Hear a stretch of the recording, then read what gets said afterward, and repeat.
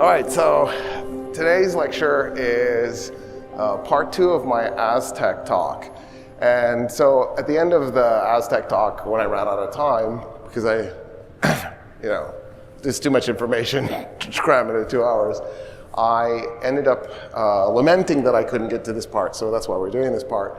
I got us roughly to 1518 AD with the Aztecs conquering Cholula. I'm going to cover just a little bit of part 1, just because I want to make sure we're on the same page, because I started to get into 1519. But also I want to wrap up 2 little points that my nitpicky brain wanted to bring up last time and I didn't. So one of those points was, so I wore a red shirt last talk. I said I wouldn't do it because of Xipe-Totec, who's the god of basically human sacrifice, and his color was red, and he's really an intense god. And so I'm wearing it though today because I'm going to talk about the Spaniards, and so I figure compared to Xipe-Totec, you know what I mean? Like Xipe-Totec is the good guy in this story. But I wanted to point something out that I think is worthwhile pointing out. So the priesthood in the Aztec religious system, they believed that Huanahuatzin, the god of the sun, the Aztec priesthood believed that the god of the sun, Huanahuatzin, can't stay in the sky and move, that it'll get stuck in a fixed position and it'll basically burn the earth. So the only way to keep it moving is to give it human blood sacrifice. So that's one of the reasons why the Aztecs do human sacrifice. But another way in which they manifest this is the priesthood would take obsidian and they would jam it into their skin, and they would intentionally cause themselves to bleed so that there was constantly this source of blood to keep the sun in orbit moving around the sky. So the priesthood at some level showed itself and demonstrated its actual belief in the system. Having said that, there are also the guys doing the sacrificing, not the guys being sacrificed. So there's a limit to this. Another thing I wanted to talk about before we jump into contact with the Spanish is Tlaxcala. So if you look, the Aztec Empire is the green. You can see it only occupies, probably 20% of the United Mexican States, right? The state of Mexico today. But it occupies the most densely populated part. So where there's 3 red dots in the middle, there's a lake there. That's where Tenochtitlan is. That's the capital of the Aztecs. Just to the east of that, it says Tlaxcala Confederacy. So the Aztecs fought pretty much everybody who was a neighbor. And they usually conquered, but they didn't always conquer. Tlaxcala they did conquer, but they did something really weird with Tlaxcala.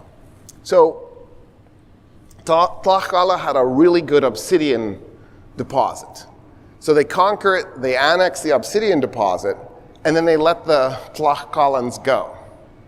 And then periodically they would attack them, and they would conquer them again, and then they would let the Tlaxcalanos go. They didn't hold on to them. They would let them go.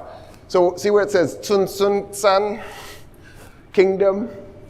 That actually was where the Tarascano lived, and they never were conquered by the Aztecs. They fought multiple battles. The Aztecs never beat them.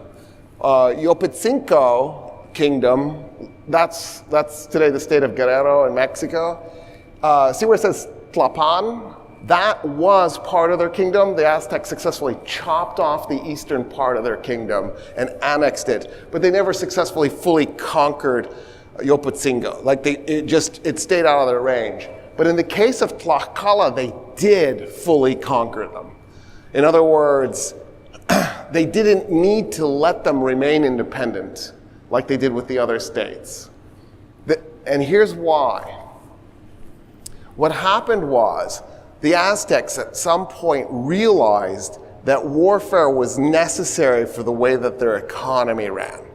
And part of the reason for this was the fact that human sacrifice played this dietary role in their society. So Today you can be vegan. You can have a diet where you don't have any animal protein coming in.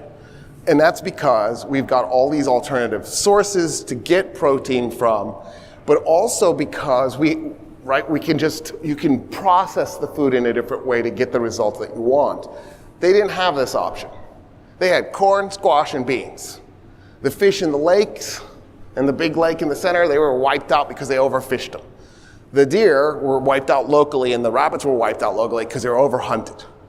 So there were no domesticated animals. So they don't have cows, they don't have sheep, they don't have chickens. So they have a serious dietary need, a serious dietary problem. Because you have to remember, our species is inherently, or primates are herbivores. Our species evolved from a bunch of vegetarians to eat meat. We are now no longer herbivores, and as a result, we require a certain amount of meat. And the reason we evolved that was because that's a way to grow a big brain. Now, obviously, the average person doesn't use very much of their brain, so this isn't probably a problem for the average person. But back when we had to think to survive, as opposed to now, where you can just literally be a zombie and you're fine. When we had to think to survive, the brain consumed 50% of your calories. In other words, we grew the big brain because it allowed us to adapt to our environment, but it then required us to change the way we lived, including our diet. And we needed to do two things to adapt to that. One was use fire. If you cook your food, you get to the calories faster. So if I eat raw carrots, I'm going to have fewer calories from it than if I eat cooked carrots. It's just that simple. So if I cook my carrots, I do part of the digestion for me so that I'm spending less energy digesting the carrots, so I'll get a better caloric return. The other thing we did was we switched over to consuming meat, because meat is also a fast way to calories. And then over time, we became dependent on that meat. It's the same thing with like vitamin D. Most animals produce their own vitamin D. We dumped fur and went to being a naked primate so that we would generate the vitamin D in our skin. So we don't produce our own vitamin D unless we have direct contact with sunlight, right? In other words, we changed the way we operate. And one of the ways we changed the way we operate was we now are required to have some amount of animal protein. It's probably pretty close to the Aztecs were eating about 1 pound of human flesh per year.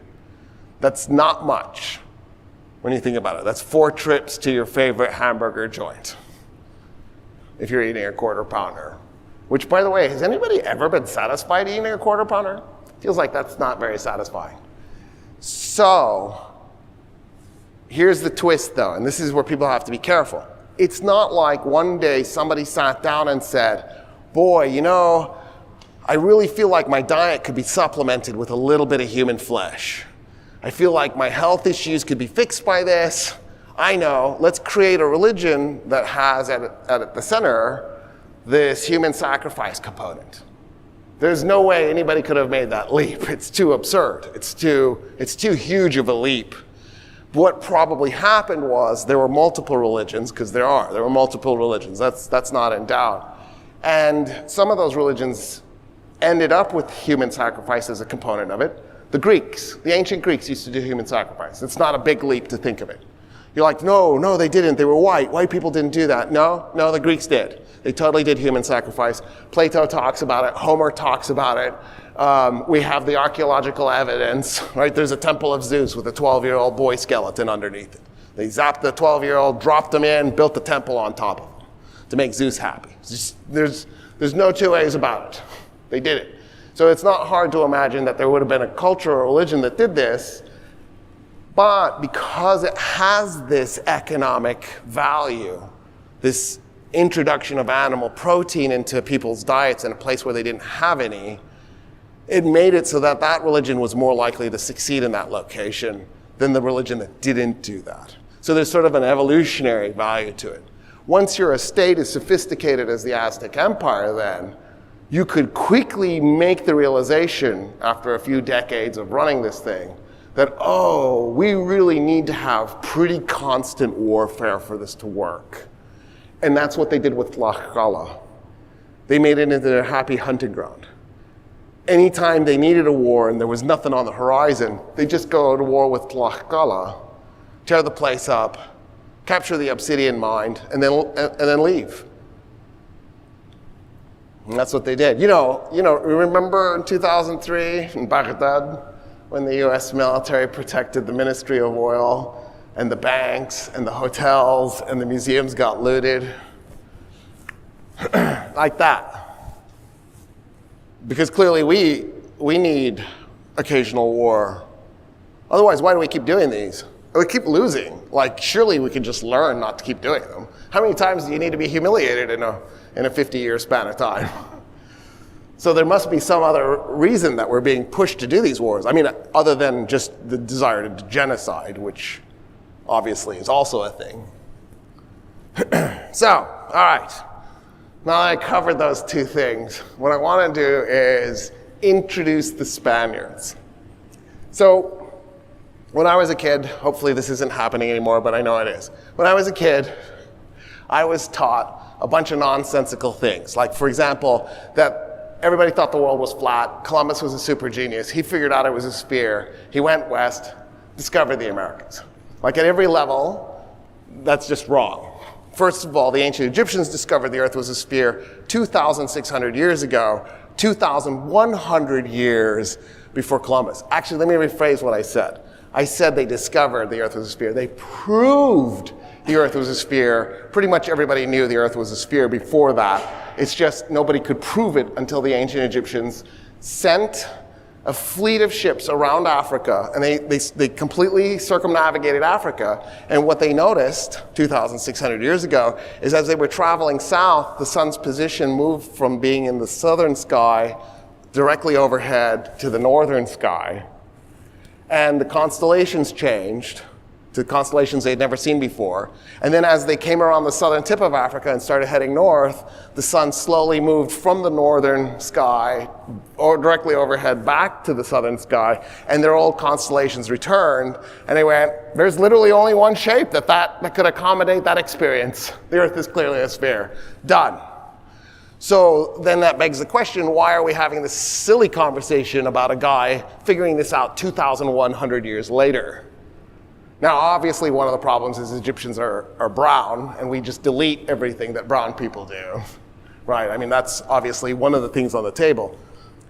But there's also something else that's weird about this story. So, about 5 centuries after the Egyptians prove the earth is a sphere, there's a guy named Eratosthenes who's at the Great Library. And he's reading random stuff. The Great Library is in Alexandria, Egypt. He's reading random stuff, and one of the things he comes across is an account of a guy in Aswan. Aswan is the southernmost Egyptian city, not village. There are villages further south, but it's this last major city.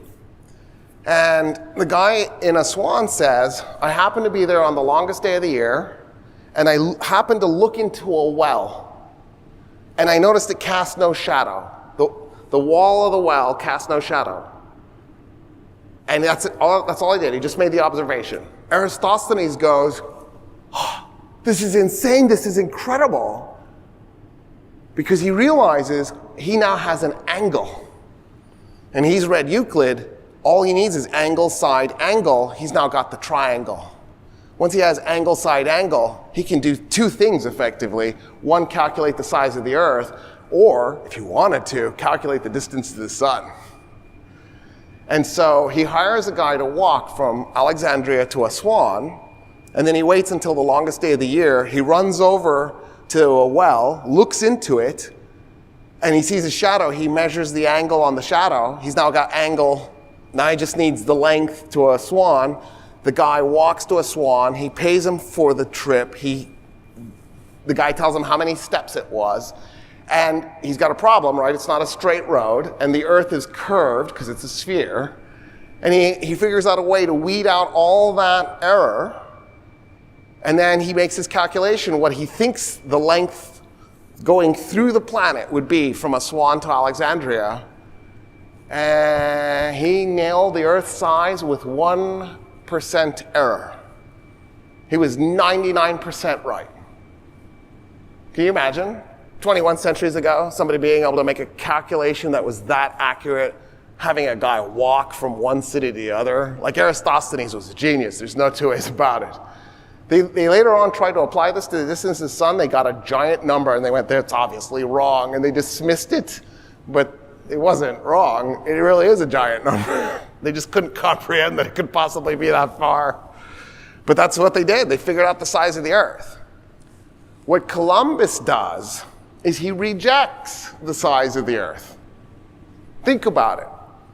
When he goes to Isabella to sell her on this scheme of going west to get to Japan and China, the scheme means that Japan and China would be where North America is. The only way that could be true is if the east-west distance of North America was missing and the east-west distance of the Pacific Ocean was missing. Right? For Japan and China to be where North America is, there can't be a Pacific Ocean or a North America. In other words, Columbus believed the Earth was roughly half the surface area that is. In other words, he was wrong about the Earth, not right about the Earth. And, just to make things funnier, he also thought the Earth was pear-shaped. He believed that the Garden of Eden would be by its nature very close to heaven. So as a result, where God put the Garden of Eden, the Earth would bulge up. So it was more of a pear shape than a sphere. In other words, it wasn't that Columbus was a genius and he got it right. He was an idiot and he got it wrong. And that's what the Portuguese were telling him. When he went to the Portuguese first, he said, if we go west, we'll be there. The Portuguese are like, you're an idiot. The distance is too great, you'll never make it. We don't have a ship that can cross the east-west distance of the Atlantic, the east-west distance of North America, and the east-west distance of the Pacific. You'll get a third of the way, you'll run out of fresh water and food. Your men will mutiny a sixth of the way because they won't want to go the trip because they'll realize it's a suicide mission. And so they tell him no. He goes to Isabella. Isabella does the math. She's like, if he's right, I'm going to be filthy rich. If he's wrong, I lose 3 ships. Big deal. So she sends him on a suicide, what everybody believes is a suicide mission. Because everybody knows the size of the Earth. We've known the size of the Earth by that point for 1,600 years. When Columbus arrives, long story short, because I don't want to focus on him. I just want to give you an idea. He actually, the Santa Maria, the flagship, hits a coral reef. The side of the Santa Maria is gashed open. It's sinking. The other 2 ships weigh anchor. And then they watch as Columbus and the men on the Santa Maria are going to drown. But the Taino, the Arawak Indians living on Haiti, see the ship sinking. They get in canoes and they row out and they save Columbus and his men. When they bring him ashore, then the other 2 ships send rowboats to shore. They're hanging out on the shore, trying to figure out what to do. Columbus decides to take a couple of weeks, recalibrate, figure out what's going on. The Taino are incredibly hospitable. They're very kind. And eventually Columbus decides, you know what we're going to do? We're going to go out to the coral reef at low tide, disassemble the Santa Maria, bring it back to the mainland, or to the island, and then reconstruct it as a fort. And then I'm going to leave part of that crew behind to man the fort, so we have a permanent Spanish fort in the island of Haiti, Hispaniola, right? It's had multiple names, Santo Domingo. So today it has all the names because Hispaniola is what Columbus named it. The Native Americans called it Haiti, so Haiti. And then Dominican Republic is Santo Domingo. So all 3 names are on the island. And so what happens is Columbus sets sail with the other 2 ships. They head back to Spain. when he gets to Sevilla, as he's getting to Sevilla, he knows it's going to take him a while to unload the ships and get everything in order and start preparing for the next journey, hopefully. So he decides to write a letter to Isabella to send it ahead so that she can read the letter. She'll have basically been debriefed before he arrives to make contact with her. And in the letter he says, the Taino, the Native Americans on Haiti, were the kindest, most gentle people I had ever met. Their generosity was not exceeded by any people I've ever encountered. They shared their food, their shelter, they even shared their women. A few men with swords could make slaves of them all. Isabella goes, this is amazing. And she sends him on another journey, a second voyage, the very next year, 1493. This time it isn't 3 ships, it's a fleet. And this time it isn't just a bunch of sailors. They're sending carpenters and masons and marines and priests, and they send animals, because their goal in 1493 is not exploration, it's conquest. Columbus wasn't an explorer, he was the first conquistador. He is going to set the pattern for what the Spanish do after that moment. He's not a Spaniard, right? He's Genovese, he's Italian. But all the great ship's captains at the time were Italians with some Portuguese for good measure. So even John Cabot, the famous English captain, his name was Giovanni Cabotti. Even he was an Italian. That's just how it was. Columbus lands, finds the fort that they made out of the Santa Maria burnt. So, any good investigator would now go ask all the witnesses, find out what the Taino in the area thought. He can talk to them now because he talked a group of Taino into going with him to Spain so that he'd have something to show the queen. And in the process, those Taino learned Spanish, so he now has translators. So when he comes back, he could talk to the Taino and go, dude, what happened to the fort over there? Did you see something like somebody drop a lantern and it caught on fire? What happened? Where are the sailors? Did they die? Were they burnt to death? Did you kill them? He doesn't. What he does instead is he just starts slaughtering the villages in the area. He rounds up the Marines, they get off the ship, and they just go on a murder spree. Because he wants to set a tone. I don't even care what happened to those Spanish sailors I set behind. If something happens to them, y'all are gonna die. And then he goes to the Taino and he goes, see this? So the reason why Columbus liked Haiti so much that he wanted to go back to it to set up the first Spanish colony there was because when the Santa Maria sank, right? And the Taino rescue him, when he gets to the beach, he's like, what is this? There were literally nuggets of silver on the beach. And he thinks, God has given me Haiti so that I can enslave the Native Americans and have them collect the silver for me so that I can become filthy rich. And so he goes to the Taino and he says, I need you every day to go to the beach and collect silver nuggets and bring them to me. And the Taino don't have a concept of being conquered. They don't have a concept of a fixed leadership. The Taino were this entirely egalitarian democratic society. So they had a concept of leadership, but not fixed leadership. So for example, they're going on a fishing expedition. Before they go, they want a leader because you want somebody to make those decisions, especially if something goes wrong. Being able to make quick decisions is good. And so what they would do is they would elect a guy. But the next time they're going on a fishing expedition, they might elect a different person. In other words, they had the concept of leadership, they just didn't believe that one person should be the leader always. And so to have Columbus show up and say, I need you to go to a beach and pick up the nuggets of silver, they're like, why? Why would I do that? And one of the things the Taino had was they had silver jewelry. Like they were wearing little necklaces and stuff. And he's like, where is all this silver coming from? And he realizes this is the beach because he had encountered Native Americans in Cuba. And they had silver jewelry. So when the Taino don't bring him the silver nuggets, he grabs a group of them. He has them walk up to a table and put their hands on the table. he has the Marines chop their hands off and then cut the tips of their noses off. Some of the Taino get the message, right? Because they watch their friends slowly bleed to death as blood is pulsing out of their wrists. Some of the Taino go, okay, I get it. I think I'm a slave now. And they begin going and collecting the silver. They had no concept of slavery, but you know what I mean? Like they understood. I collect the silver or I get my hands chopped off. Got it.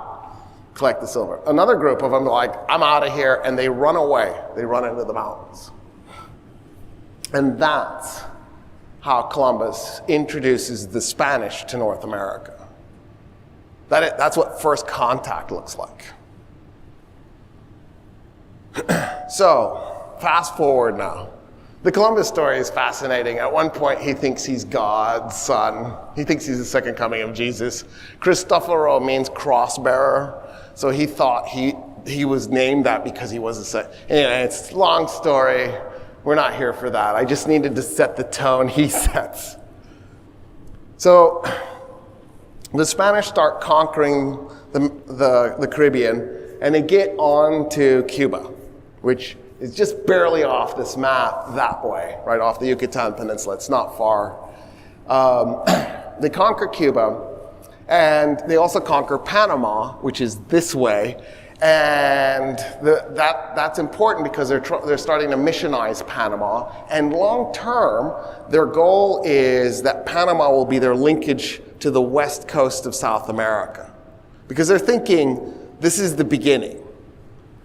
So they're on the mainland in Panama. They've got a bunch of islands, including Cuba and Haiti. And an expedition in 1511, so we're talking 19 years after 1492, right? It's the early years.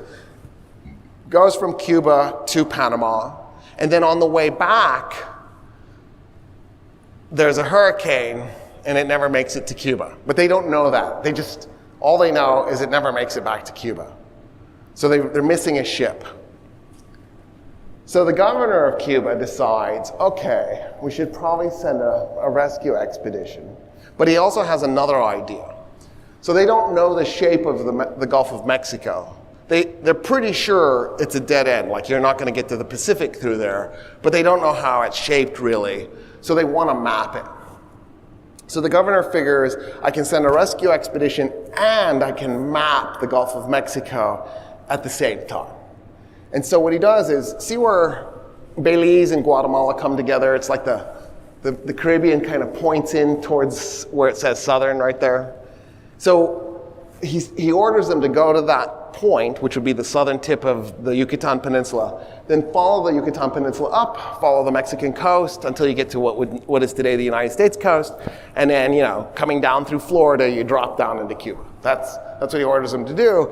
And one of the reasons why he wants them to go to the bottom of the Yucatan Peninsula is he's hoping to find the 1511 ship that disappeared. He sends the expedition in 1517.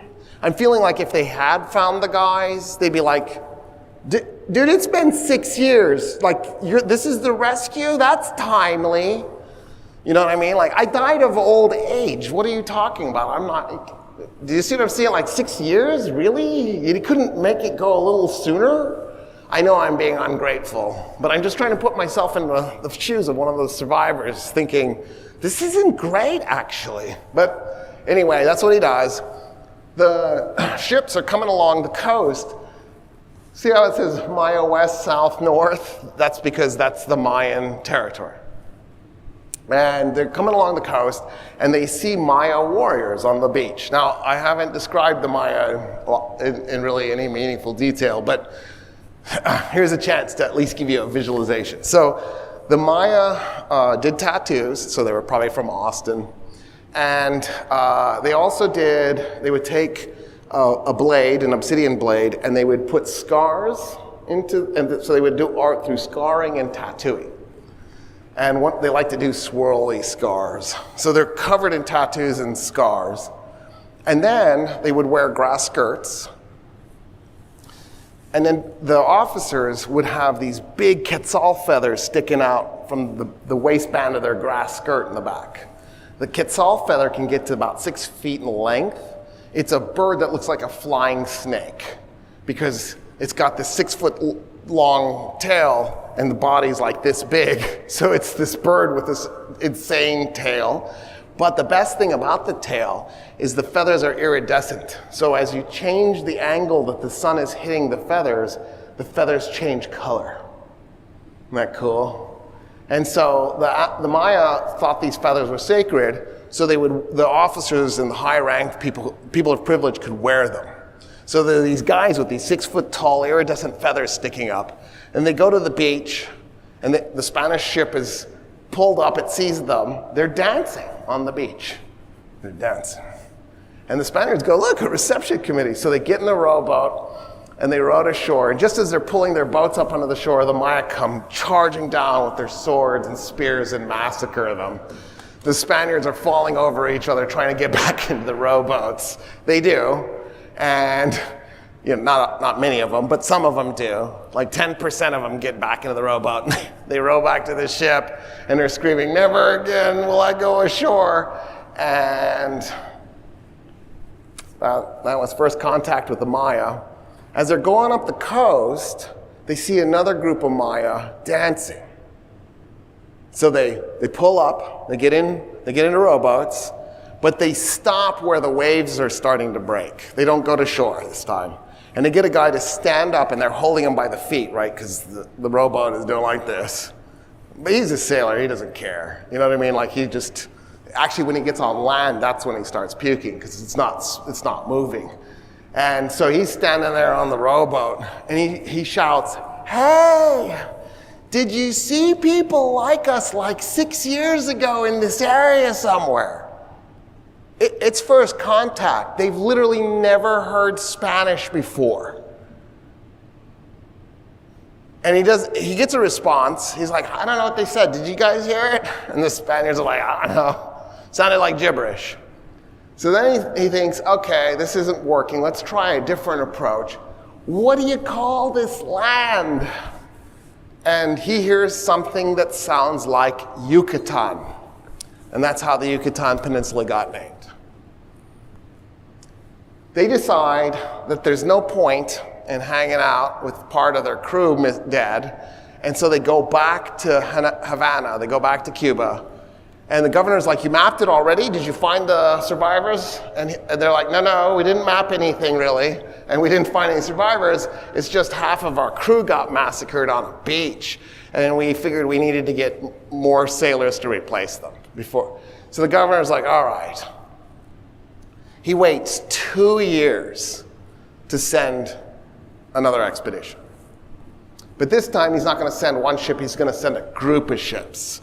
And this time he's sending a force of about 500 men, including sailors and Marines. So now it's not just like one little itty-bitty expedition, it's a big thing. And it's going to be commanded by a guy named Hernan Cortez. They do the same thing. They start at that southern point there, and they follow up the coast because they're still looking for the 1511 ship. And when they get to Cozumel, which is, of course, a fantastic tourist resort, when they get to Cozumel, they go ashore, and they find an abandoned village. Well, almost abandoned. There's an old man there. And somehow they communicate to the old man, because he obviously doesn't know any Spanish. If you don't come out, if you don't bring the rest of the village out right now, we're going to kill you. So he talks the rest of his village, he shouts to them, they come out, and Cortez notices that there's a rack covered in God statues. It's clear that these are religious statues. And so he gets a guy to go back onto the ship and get a statue of the Virgin Mary. And he hands the statue of the Virgin Mary to the Maya living in Cozumel. He says, all right, I want you to put this on that rack. And so the guy goes over and he puts the Virgin Mary on the rack, but he misunderstood what Cortez meant. So Cortez goes over and pulls the Virgin Mary over, knocks all the other gods off, puts the Virgin Mary back and goes, this is your one God. No more having multiple gods anymore. And they're like, whoa, these guys worship a woman. That's super cool. We had those. We had men and women. And they're just terrified because he looks like a crazy guy attacking their gods. And it wasn't even their gods, because here's what Cozumel was. Cozumel was the Switzerland for the Maya. So it says West Maya, South Maya, North Maya. That's absurd. Obviously, there's no such thing. What happened was there were all these Maya city-states that were in constant warfare with each other. They're constantly battling for this or battling for that, and they're amazing. If you get a chance to tour the Yucatan Peninsula, you can go from ruins to ruins to ruins. Last summer we went to Uxmal, Ekbalam. I'm trying to remember. I can't remember them all. And we went to like 5 different ruins, and each one was more amazing than the next. Koba is another one we went to. They're incredible. And each one is different. So it's not like you're looking at the same, there's similar architecture, but they're not the same architecture. And each one has a different story. So, and of course, in the middle of all of this is Kukulkan, which is at Chichen Itza. And it's this massive, gorgeous pyramid in the middle of the Yucatan Peninsula. When you're at war with each other, it's really hard to trade. So that's where Cozumel came in. It was the neutral place. So no matter where you were in the Maya area, you could always go to Cozumel and trade your goods. And you could trade with your enemy, which was really helpful because you don't want to get into a situation where you can't trade with your enemy. So that's what Cozumel did. So every group would bring a god to represent them to put on the rack. And that's what that rack was. After this, Cortez gets back on the ship. He explains, y'all are now Christian. And they're like, we don't know what you're saying. We're just going to nod a lot and hope you don't kill any of us. And then he goes around the Yucatan Peninsula. And so if you look, there's a big river that divides Maya West from Maya South. That's the Usumacinta. It's actually got multiple names. I don't remember any other names. Usumacinta is such a beautiful name. It doesn't need any other names. And they actually start sailing up the Usumacinta. They just decide it's this really cool big river. Well, let's check it out. So they're sailing up the Usumacinta, and they come up on a village. So they decide, let's just check this village out. Maybe it'll be like Cozumel. And they pull up, and they start trying to talk to the Maya. And the Maya are like, they're trying to signal them, wait here. The Spanish figure it out. The Maya run off. They come back, and they've got a guy with them who has a beard and a mustache. Native American men don't grow facial hair. So Cortez and his men are looking at bearded guy going, what the heck? And they go, are you a Spaniard? And he goes, yeah, I'm a Spaniard. My name is Geronimo de Aguilar. And they're like, wow, how'd you end up here? The guy goes, all right, so I was in Panama in 1511, and we were sailing to Cuba, and our ship got smacked by this nasty hurricane. It went down, and I swam to shore, and here I am on the other side of the Yucatan Peninsula. And Cortez goes, oh, wow, I'm your rescue. And Aguilar's like, dude, it's 8 years later. What kind of rescue is this? Anyway, so Aguilar goes, wow, you're my rescue. This is great. So Cortez goes, get on the ship. And Aguilar goes, I can't get on the ship. See that guy over there? He owns me. I'm his slave. He bought me. And Cortez goes, how much? And so Aguilar starts negotiating with his master, and Cortez comes up with a price and buys Aguilar. Cortez can now talk to the Maya because Aguilar spoke multiple Maya languages, in part because he kept getting sold, and he's been sold all the way west, right? Like he's moved across the peninsula. Every time he gets sold, he has to learn a new Maya language because there are like 30 Maya languages in that area. And so Cortez is like, how many Maya languages did you speak? I don't remember the number. It was something like 4. And Cortez is like, wow, that's really cool. You're going to be really useful. Thank God we left you here for 8 years to learn all these languages. So Cortez then says, hey, were you the only survivor? He goes, no, there was one other guy. His name is Guerrero, Gonzalo Guerrero. And so Cortez goes, okay, let's get him. Where is he? Aguilar goes, oh, he's up the Usumacinta. We have to basically sail until it's not navigable anymore. So Cortez goes, okay, that's what we'll do. So they're sailing up the Usumacinta. And as they're sailing, Cortez decides it's a great chance to get some intel on these Maya. So he goes, all right, so what was life like in the Yucatan Peninsula? And Aguilar goes, the what? He goes, you know, the Yucatan. The place you've been living in. And Aguilar goes, I don't know what Yucatan is. He goes, you know, the piece of land that sticks up. And Aguilar goes, Mayab, the land named after the Maya who lived there? And Cortez goes, is that its name? And Aguilar goes, how did you get Yucatan? And Cortez tells him the story. And Aguilar goes, oh, that's really funny. And Cortez goes, why? Well, in one Maya language, something similar to Yucatan, not exactly the same, but similar, means, I don't know your words. And so, of course, at that point, the Spaniards are just laughing because this is too hilarious. And then Aguilar goes, but in another language, and it's almost certainly what it actually meant, it means, hey, look, there's your wife. And you know that's what they actually were saying because, right, there are a bunch of warriors looking at these bearded men on a ship. You know for sure one of them bumped the other one and went, dude, look, it's your wife. And so the Spaniards are gut laughing at this point and decide that they can't now change the name to Mayab now that they know the real name because the joke would be lost for all eternity. And that's why it's still the Yucatan Peninsula. Anyway, they sail up the Usumacinta until they reach the Piedmont and they can't sail any further. And then Aguilar gets off the ship, goes and makes contact with a nearby Maya village and says that they're looking for Guerrero. They're waiting. An army shows up. A whole Maya army shows up. Thousands of Maya warriors, the grass skirts, the big quetzal feathers, the swirly scars, the tattoos. They're clearly ready for war. And one Maya at the front walks up.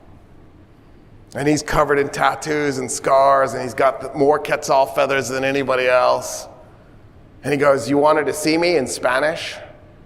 And Cortez goes, are you Guerrero? And Gonzalo Guerrero goes, I was Guerrero. And Cortez goes, okay, we're your rescue. And he goes, do I look like I need rescuing? And Cortez goes, well, okay, how much to buy you? And Guerrero goes, buy me? Do I look like a slave to you? And Cortez goes, well, I mean, we had to buy Aguilar. And Guerrero looks at him, he goes, yeah, he's a religious dude. I'm a soldier, I'm not a slave. And so Cortez goes, okay, well, we're here to bring you back to Christendom. And Guerrero goes, why would I want that? I want nothing to do with Christians. Here's what I propose. You get back on your ship, you turn around, and you go back down the Usumacinta, and I never see you again, and you get to live. Otherwise, I'm a general, and that's my army. And by the way, I'm married to a Maya princess, and I will kill all you Spaniards. And Cortez goes, okay, that seems fair. And he turns the ships around, and they sail out the Usumacinta back into the Gulf of Mexico. They sail along the coast. Okay, so see where it says Cuauhtémoc? Here, see this longitude right here that I'm pointing at right down the middle?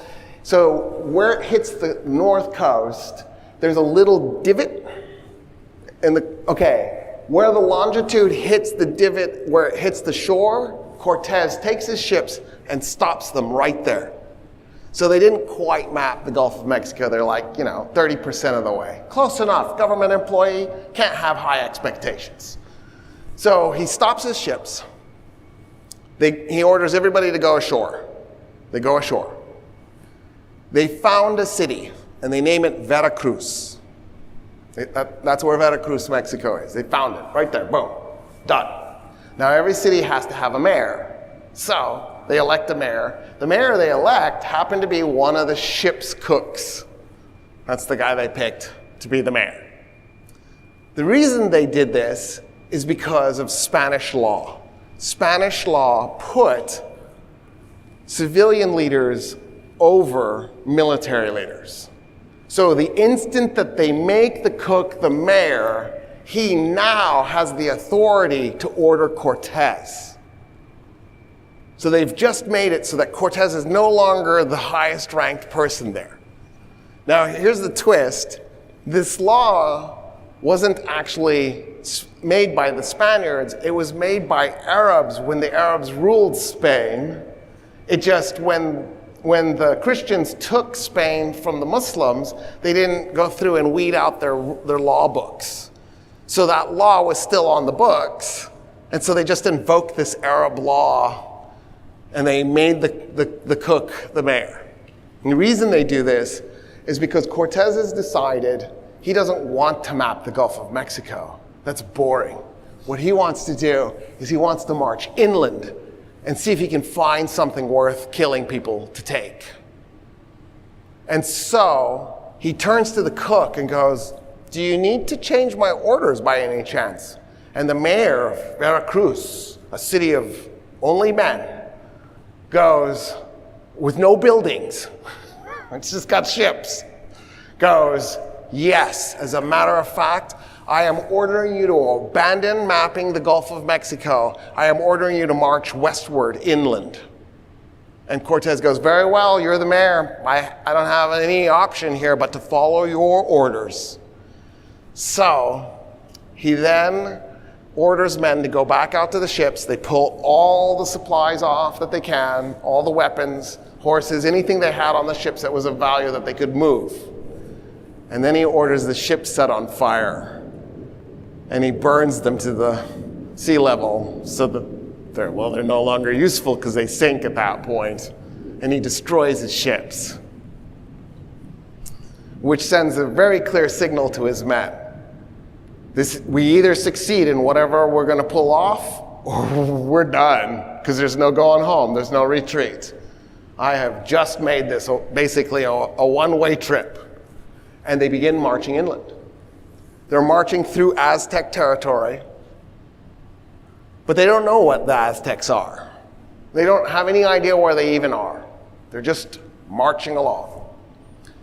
And the Aztecs are just making a path for them. They're staying out of their way, so there's no real military interaction until they get to Tlaxcala.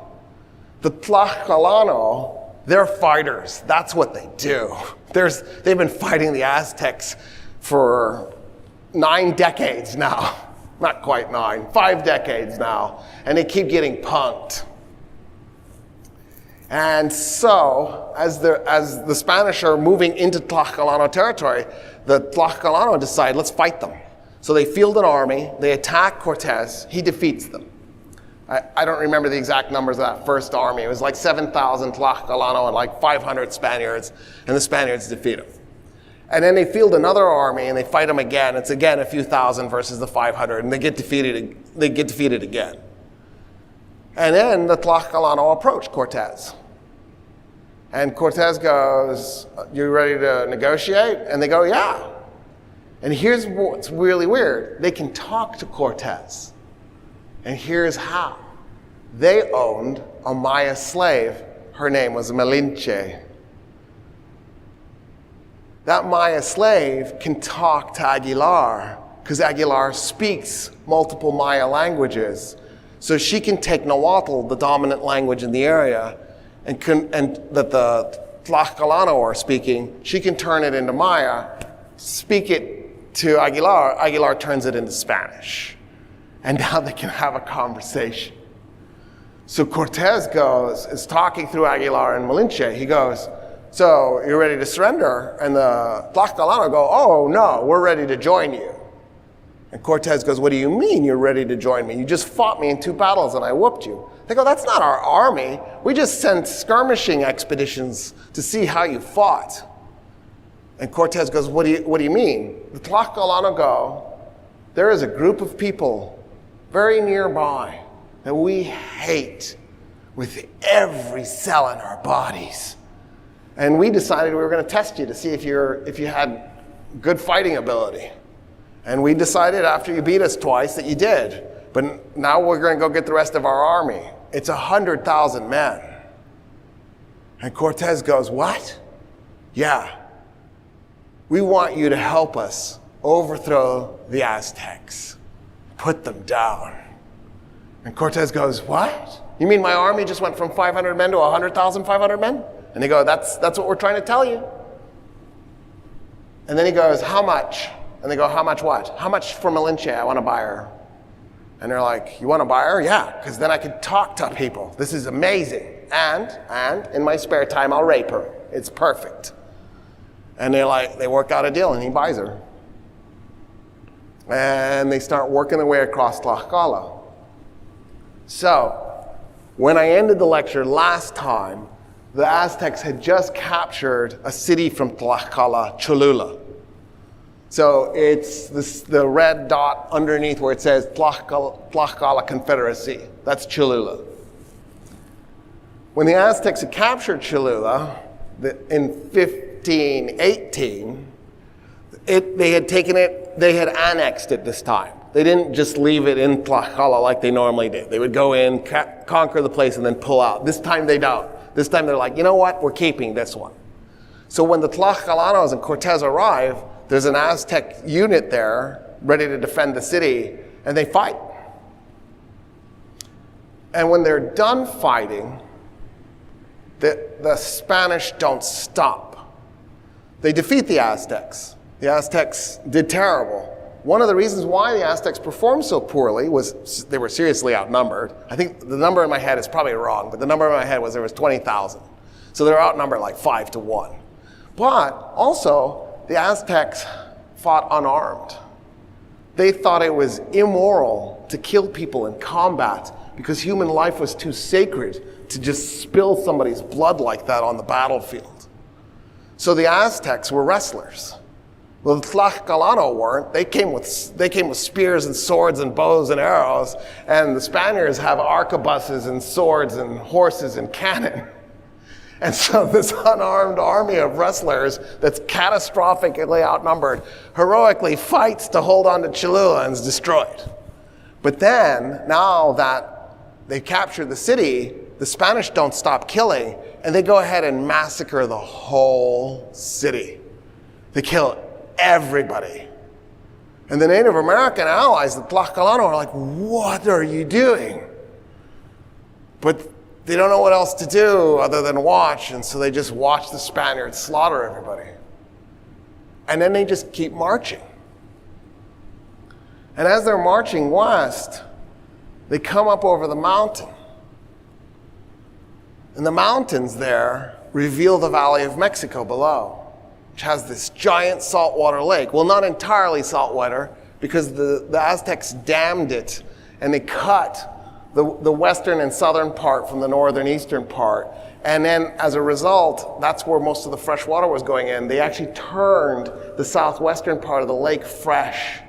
And then as a freshwater lake, they then put floating gardens in it. And in the process, they could maximize food production. So when Cortez comes up over the mountains and he's looking down in the Valley of Mexico, it had a population of about 8 million people. Today, the Valley of Mexico has a population of about 25 million people because it's the 5th largest metropolitan area on the planet. It's 7,000 feet in elevation, so higher than Denver, for those of you who are obsessed with the mile-high city. Mexico City is way higher. And it has kind of a rough climate for growing food, but with the way the Aztecs rigged this thing, they can support a population of 8 million people. It was literally the most densely populated piece of property on planet Earth.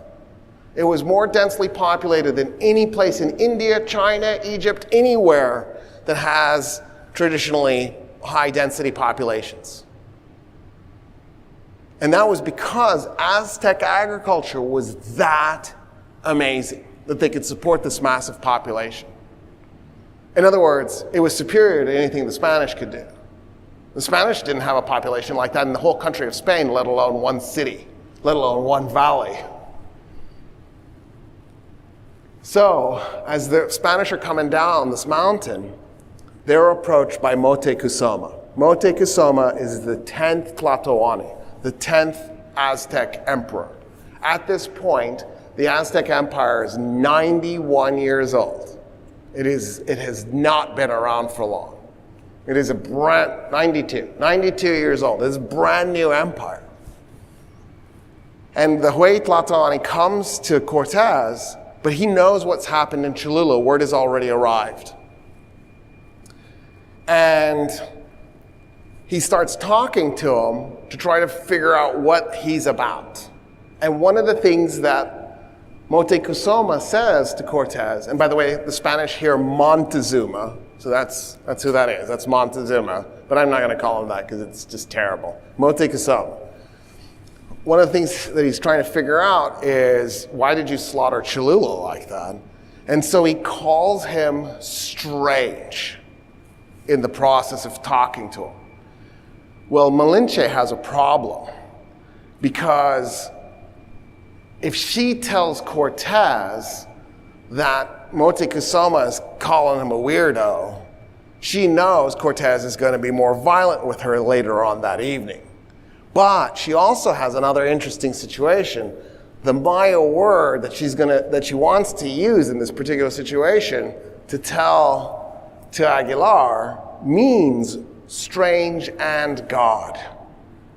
And so she picks that word on purpose to avoid the punishment that's coming later when he's raging because he's been called a weirdo, knowing that Aguilar is going to be in the same problem. Like, is he going to, don't punish the messenger? Cortez is that guy. He will punish the messenger. So what he does, Aguilar does when he gets the word, is he tells Cortez, oh, Moctezuma thinks you're a god. So then they ask, which god? And in the confusion of the translating, going back and forth, they tell him Quetzalcoatl. The Aztecs never believed Cortez was Quetzalcoatl, but Cortez is a narcissist. He thinks he's Alexander the Great. He thinks he's Alexander the Great, come to conquer the Aztec Empire now, to bring them God and Jesus. He's just going to kill them all, but they'll now know Jesus when he's done. And so in this narcissistic moment, he's so excited that they think he's a god, because he thinks he's a god. And so he embraces the myth, and so he writes it into his diary. And he talks about how they thought I was Quetzalcoatl. Moctezuma does something unbelievable. He surrenders. Just like that. He's like, you won. I'm not going to fight you. Boom. Cortez can't believe it. He's just conquered the Aztec Empire, an empire of 35 million people with 500 men. And all he did was massacre Cholula. It shook Moctezuma up so badly, he couldn't comprehend fighting anymore, and he just surrendered. Cortez and his men move right into Tenochtitlan. They're in the capital of the Aztec Empire. They're hanging out, happy-go-lucky, things are great, when word arrives that the governor of Cuba, I don't know how, has figured out what Cortez is doing and has sent an expedition to go defeat him and bring him back in chains for violating orders. He sent 800 men. So Cortez turns to his lieutenant, a guy named Alvarado. He goes, you hold on to the capital, because we desperately don't want to lose it now that we took it so easily. I'm going to take 400 men, and I'm going to go fight these 800 Spaniards. I'll be right back. So he goes. And Cortez defeats the 800 Spaniards. Now, according to Cortez, according to the Spaniards, they never used Native American allies. But we know that's not true. Not only because, well, they did, but also because we've done the archaeology on the battlefields. And so we've got the skeletal remains of the combatants and the weapons they were using. We know for a fact they were using Native American allies. So it wasn't that he defeated a force that was twice his size. He had some Tlaxcalano with him, and he used them to defeat the larger force. The larger force surrenders. They're like, you know what? We're done. And then Cortez goes to them and says, hey, I have just captured the Aztec Empire. They have so much gold. It's unbelievable how much gold they have. Do you want to join me, or should I just imprison you or execute you or something? And the Spaniards are like, yeah, gold? That's great. Maybe we can even get some slaves out of this or something, right? They're thinking big. And so they join him. So basically the governor accidentally sent him reinforcements. He turns around and is heading back to Tenochtitlan, and when he gets to the causeway at the southern end of the lake, he sees, before he gets to the causeway, he's still a ways off, but he can see what's happening. He sees that Alvarado and the 100 or so Spaniards he left behind are trapped on the causeway, and there's an Aztec force on either side fighting their way towards him. And Cortez realizes that the Spaniards have been evicted from the capital. While he's been gone, there was a coup d'etat, and two Aztec emperors, in fact, are dead now. Moctezuma and his replacement, who only lasted like 80 days. He gets replaced by Cuauhtémoc. Cuauhtémoc's the name you need to know. Cuauhtémoc decides the Aztecs are going to fight. And he decides the only way the Aztecs can fight such an immoral, evil force is with weapons, and it's appropriate. And so the Aztecs have armed up. They're no longer treating this as sacred life. They're treating this as, we've got to stop this unbelievable evil. Here's why. Here's what happened. So it was the 1-year anniversary of the conquest of Cholula. And when the 1-year anniversary of the conquest of a city takes place, the prisoners who have been living in Tenochtitlan, Tlatelolco, have to now be sacrificed. And so they go to the Temple of the Sun, and the prisoners are starting to run up the stairs, and they're starting to get sacrificed. And when Alvarado and his men see this, they can't believe it. It's so horrific. They snap, and they draw their weapons, and they begin butchering the Aztec priests. And when that happens, the Aztecs go, you know what? All bets are off. We're no longer surrendering. We're going to fight you. And in the process of fighting them, at one point, the Aztecs managed to capture a group of Spaniards. So the way the Aztecs saw it was, once you were sacrificed at the pyramid, the fight was over. So they thought, okay, we've got like a dozen of these guys. Let's run them up the pyramid and sacrifice them. One of the Spaniards they captured was a horse. So they got the horse to run up the pyramid. They somehow flipped it on its back. They stuck a blade in it, and they opened it up and pulled out its heart, sacrificed it. They sacrificed the Spaniards, and they're like, you ready to surrender now? And Alvarado and his men are like, oh, we're all going to get killed. So they decide they're going to fight tooth and nail. Because, right, it's a lost in translation moment. They don't realize that they can now surrender and they'll be spared. It's over. The sacrifice was done. The war could be over in this moment. But also they want the gold and the slaves. So it wasn't probably occurring to them. So Cortez takes his Tlaxcalano allies and they charge the causeway. They defeat the Aztec force that was in between them and Alvarado, letting Alvarado escape. The Aztecs had a 200,000 man army. They're coming at them, outnumbering them 2-1. Cortez does the math. One of the things we've all been taught is the Spaniards defeated the Native Americans because of their technological superiority. I don't care how amazing you think an arquebus was, and a cannon was, and a horse was. 200,000 to 100,000, the odds are good that the 500, or at that point, probably like 1,200 Spaniards with their cannons aren't going to be able to withstand that many Aztec warriors attacking at the same time. And so Cortez pulls back. The reason Cortez has had any victories thus far is because the Tlaxcalano are fighting alongside him. If it was just the Spaniards versus the Aztecs, this thing would have been resolved quickly. It's the Aztecs fighting the Tlaxcalano and the Spaniards. That's why it's not resolved. Cortez decides that from this point on, he's not going to attempt to attack Tenochtitlan directly. What he's going to do is he's going to focus on getting the other Native Americans in the area that hate the Aztecs together and band them into an alliance against the Aztecs. And so for a year, that's what he does. He's just going around the countryside, recruiting Native Americans, building his army, building his army, building his army. And then he starts building a fleet to put on the lake. The way that the Aztecs were moving food and water around, once that army that he has comes into the valley, is by water. They're going through the lake. So Cortez knows the only way he can shut the Aztecs down is he's got to take out their fleet. So he builds a fleet, and they actually have naval battles, and eventually Cortez's fleet defeats the Aztec fleet, and they take command of the lake. At that point now, the Aztecs are in real trouble because their freshwater supply has been cut off, so they're drinking straight from the lake, which isn't great. And now their food supply has been cut off, except for the food that they can grow in the immediate area, because they had floating gardens around the city. But they have another problem. In 1519, at the moment of first contact, the Spaniards had smallpox with them. And now the smallpox is burning through the Aztec population. Smallpox is nasty. It's about a 25% morbidity rate.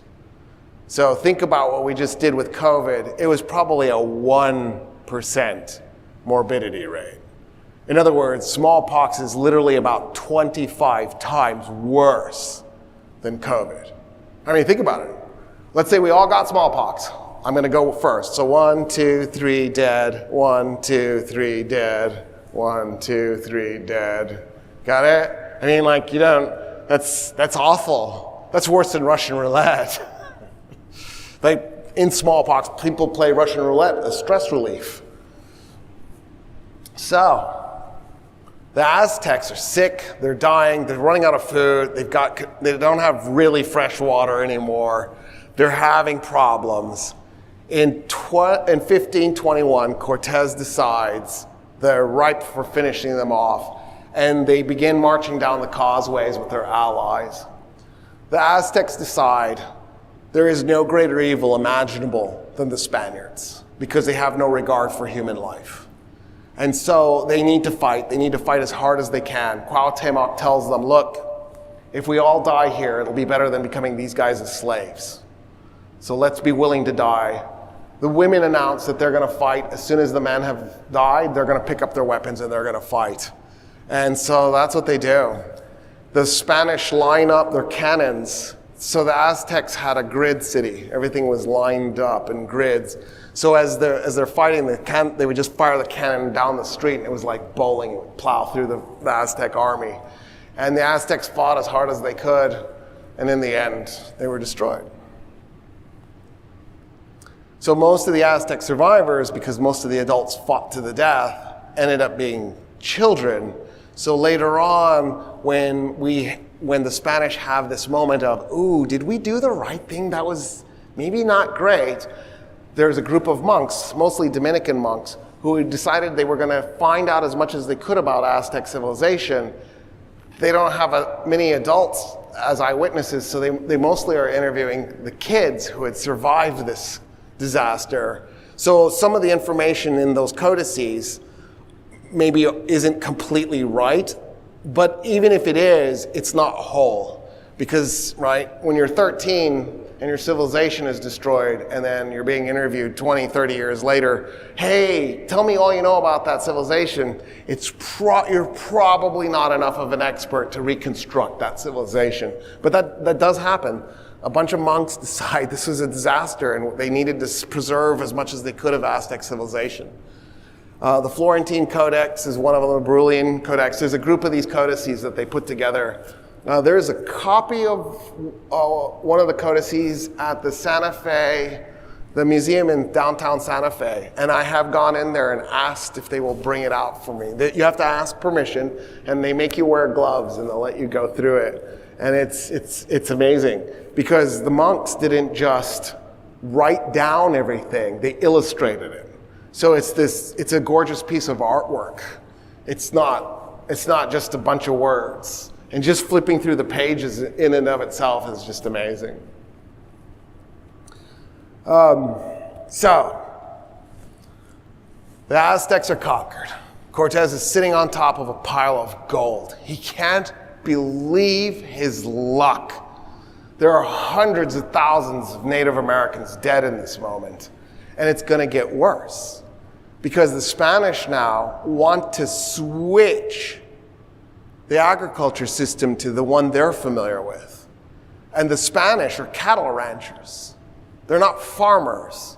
It's where we get rancher culture in the United States. It's from the Spanish Empire. Cattle ranchers means they're going to bring cows onto the land. If I have a plot of land and it can produce X amount of calories, we'll just do 1,000 for grins and giggles. Then if I bring a cow onto the land and I eat the meat or drink the milk or make it into cheese, I will lose 90% of my calories. Producing grain is 10 times more efficient than using an animal for caloric purposes. In other words, your goal in life isn't to have a meat diet. Your goal in life is to have a vegetable diet with some grain and some meat. You want balance, but you want a lot of vegetable. What we've done in the United States, of course, is we're just like carnivores. We hardly have any vegetable. We have a bunch of grain, and we have a bunch of meat, and we're slowly eating ourselves to death, and we can't figure out why our cancer rate and our diabetes rate is through the roof. I have an idea. I bet it has a lot to do with all the high fructose corn syrup you're eating, and all the meat, and all the protein, right? In other words, if you were to have a more balanced diet, you'd probably eat about 5% the meat you're eating. And you'd probably eat about 5% the grain you're eating. And you'd probably eat about 5% the sugar you're eating. Just throw that out there. It's hard to do. I don't have that diet. But I'm just saying that's what we should be doing. Well, the Aztecs didn't have a balanced diet because they didn't have any domesticated animals. But that also meant that the irrigation systems that they set up weren't designed to have cows walking on them. They didn't anticipate large animals trampling their irrigation system. So as the Spaniards are bringing their cattle into the Valley of Mexico, the cows are literally breaking the irrigation system, and the Aztecs effectively had a fragile irrigation system, so they broke the Aztec agriculture system. The number of calories being produced in the Aztec Empire plunges, and the Native Americans are literally facing starvation. And the Spanish don't know how to fix it. It's not like they're pure evil. They're just 90% evil, because they want these guys to live because they're going to enslave them, right? They don't want to completely exterminate them.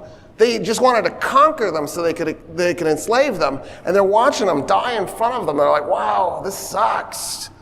And then they're thinking, oh well. But they do enslave the survivors. Now, one of the things that does happen is the Spanish count the skulls. The Aztecs had a massive skull case. The Aztecs' skull case, they decided to count the skulls to see how many Native Americans had been sacrificed over the years.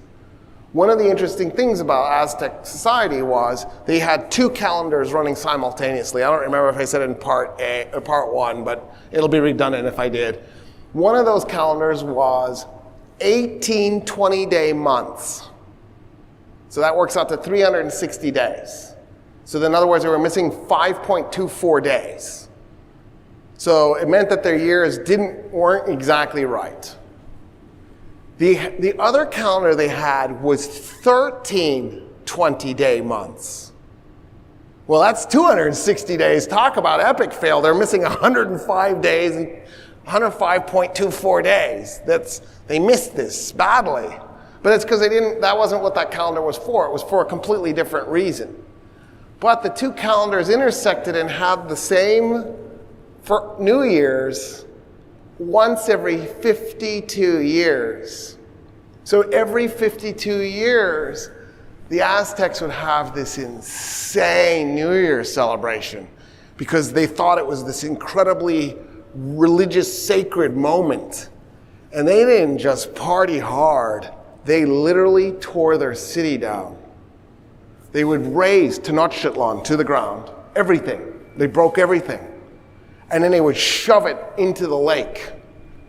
And then they would build a brand new city on top of the island. And they had done this twice now at that point because they'd only had 2 New Years because they were only like 90-something years old. And both times they did it, they dramatically expanded the size of their island. In fact, they connected to nearby islands in the process.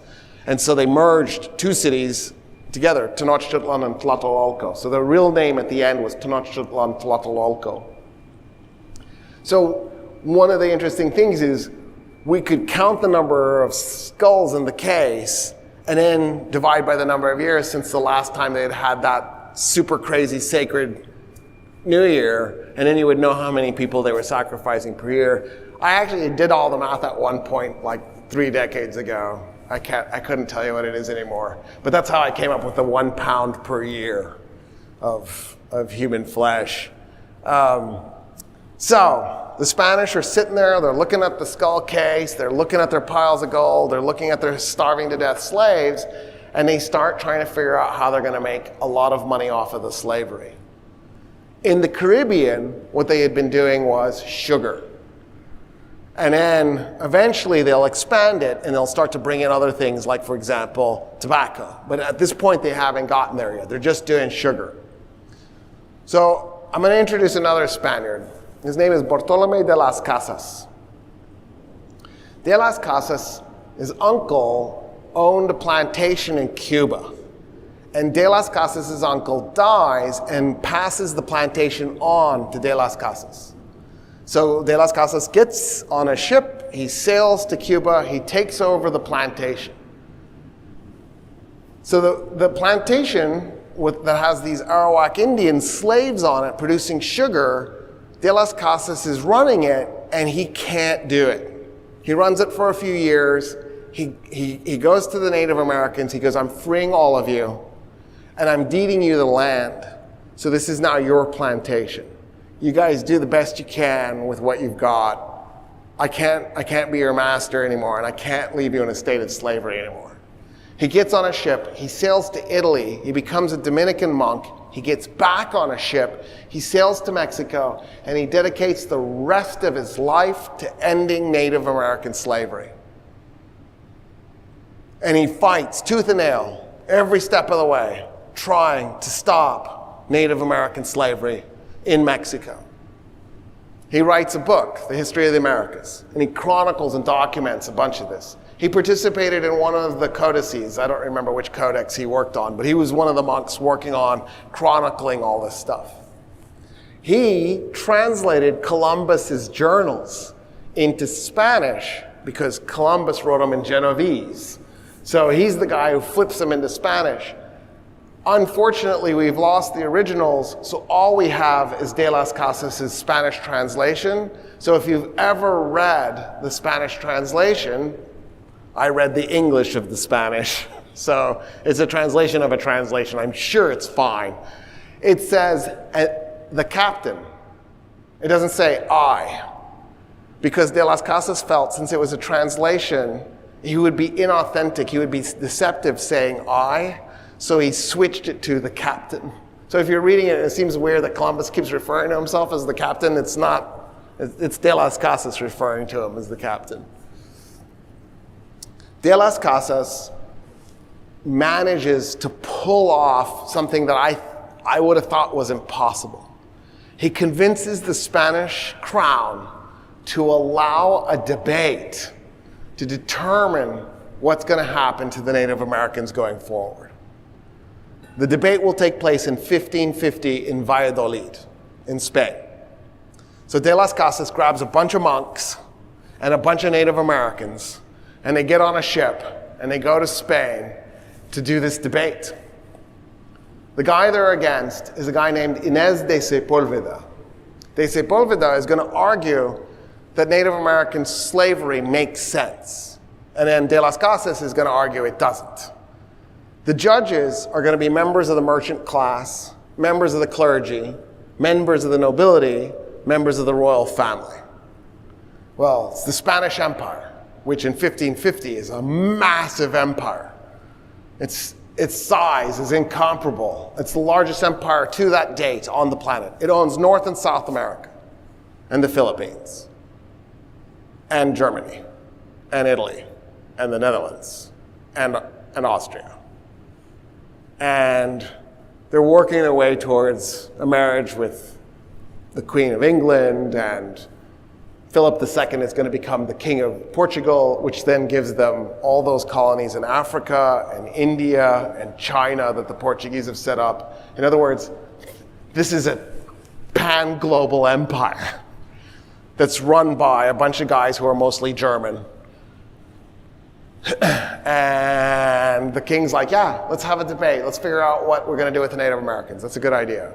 But the king's also making crazy money off of the slavery. The merchant class is making crazy money off of the slavery. The church is making crazy money off of the slavery. In other words, De las Casas is going in debate knowing the judges are biased against him. He's in trouble. De Sepúlveda is going to try 3 times to convince the jury that we should continue doing Native American slavery. One of his arguments is that man was given dominion over the animals in the Old Testament, and that the Native Americans are animals. Therefore, since the Spaniards are men, they should have dominion over the Native Americans. And so, De las Casas brings up a group of Native Americans. He has one of the Native Americans tell his life story.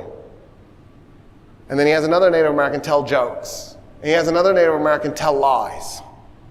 And afterwards, he turns to the jurors and goes, when was the last time you heard an animal tell their life story? Tell a joke. Tell a lie. And that's how he wins round 1. Round 2. De Sepúlveda invokes natural slavery from Aristotle. So, what Aristotle says is there are natural slaves and natural masters, just as the mind should be in charge of the body, not the stomach. In other words, you should have the mind in charge, not the impulses. You should have the person who's best suited to make the best decisions in charge, not dumb people. Obviously, the United States didn't know that when it made itself into a democracy. But anyway, that the idea is that everywhere on the planet there are people who are natural masters and natural slaves. And then Aristotle says the worst way on earth to get your slaves is by conquering another country, because when you do, you're going to enslave natural masters. And some of you will be natural slaves, so some of this will be unjust, because you should not have enslaved natural masters. That's wrong. And so that's all De las Casas does, is he points out you didn't keep reading. You didn't read far enough.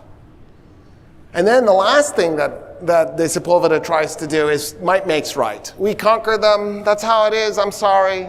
I mean, if God had wanted it to be otherwise, he would have given the Native Americans some advantages. And of course, De las Casas has no problem destroying might makes right. It's a dumb argument.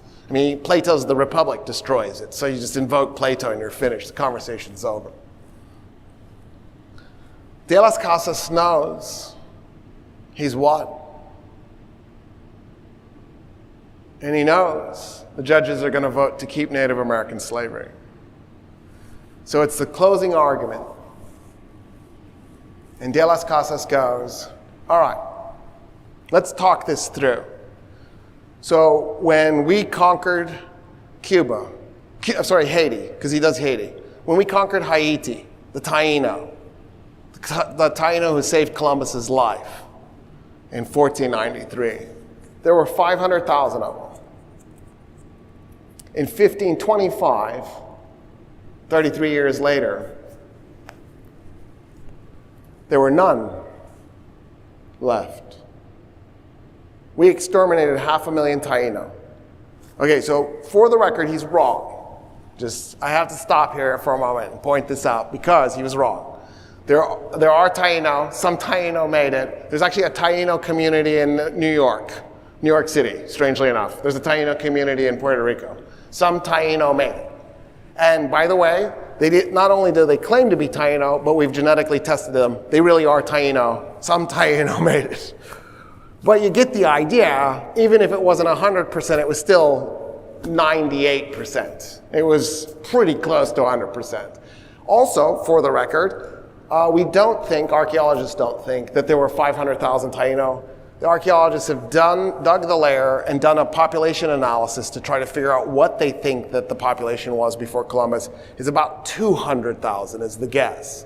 But that's still a big number, and it's not that different from 500,000. So you have an eyewitness saying 500,000, you have the archaeology saying 200,000. That makes me think the 200,000 number is probably really reliable. So De las Casas says, we mass exterminated the population on that island through enslavement. And that's what's happening in Mexico. And he says, at the rate we're going, by the year 1600, there will be no Native Americans left. This is raw, pure, unadulterated massacre genocide. And it's not because of the diseases the way we've been taught. So the diseases play a role for sure. But it's worth pointing out those same diseases hit the old world and didn't mass exterminate the old world. We eventually developed either some immunity or enough of the population had been hit that as smallpox rolled through, it was just sort of this constant background death rate until we got rid of it. Don't worry, it's coming back, but it's temporarily gotten rid of. There's nothing that humans do that's ever right? We'll screw this up somehow. But at least now we don't have to deal with smallpox. We can just leave it for our grandchildren or something. That'll be fun. They'll like that. They'll remember us so fondly. Oh, wow, wait, let's see. You broke the economy. You destroyed our democracies. You did global warming, and you brought smallpox back. And then there was the Second American Civil War and World War III. They're going to love us. This is going to be remembered as the stupid period, when humanity just absolutely lost its brains. Anyway, so he says, look, at the rate we're going, there'll be no Native Americans left by 1600.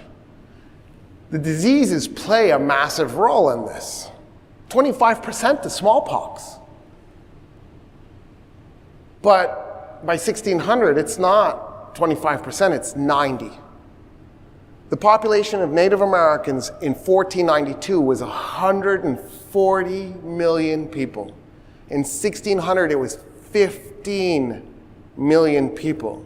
That's 125 million directly dead, but it's not because it's 5 generations. It's 108 years. 5 generations. That's 20 years for a generation. That means there's all these women making babies during that time period. So to drop the population by 125 million, you probably have to kill 175 million people because you got to kill the babies too. So it's 90% fatality. Well, how does a disease that causes 25% fatality kill 90% of the population? Here's the answer. And the answer De las Casas pointed to, and we've known it ever since.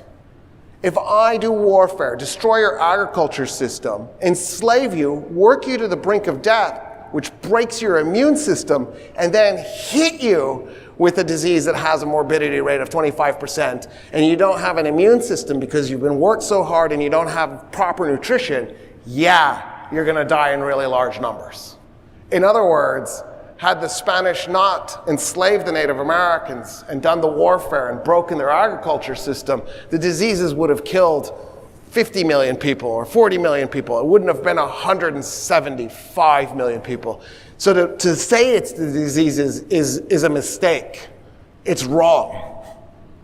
The majority of the deaths that happen are because of Spain directly. And that's what De las Casas is arguing in 1550. So he says, but I know That you don't care about the future. You don't care that there's going to be no Native Americans in 50 years. You don't care how your children are going to make money off of slavery because there's going to be no slaves because they're going to be dead. I know who you are.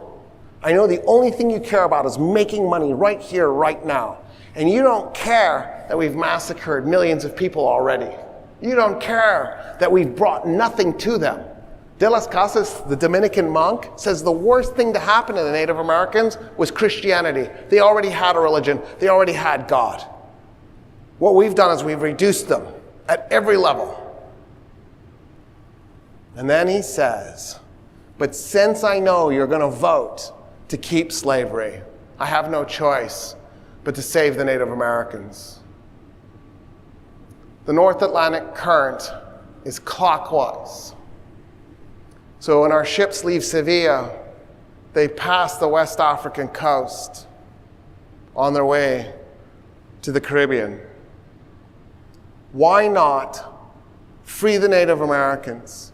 Let's send missionaries to turn them into Catholic subjects of the Spanish Empire and teach them Spanish. But have our ships stop in Africa and pick up African slaves who have already been exposed to the old world diseases. And then we'll bring over African slaves.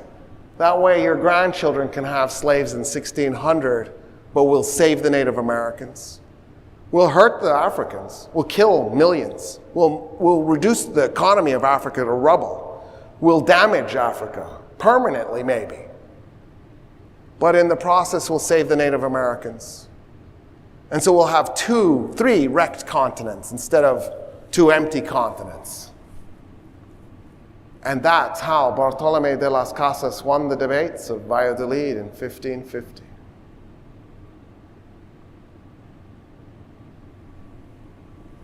And it's a terrible place to end this lecture, but that's how it is. All my stories end terrible. So I'm going to have to, I'll do a part 3. What I'll do is I'll do like a Native American thing focusing on Native American nations, like the Apaches and the Sioux. But, this is where this one ends. So sorry. The guilt that I have, the guilt that you should have, embrace it. There's no way around that. I mean, even if your ancestors, I didn't end it, did I? Even if your ancestors just got here, so like your second generation or your first generation and you're the one who just got here, you're still a beneficiary of all this blood. You're still a beneficiary of all this genocide. Your space was occupied by somebody else who had dreams and a life and love and children. So to think that somehow you're immune to this because you weren't the guy that did it, that's wrong. That's very wrong. If there's reincarnation, you're coming back as a cockroach. Don't do that. Don't do that. All right, now I'm ending it. So thanks so much. Actually, does anybody have a question? All right, good. We're done.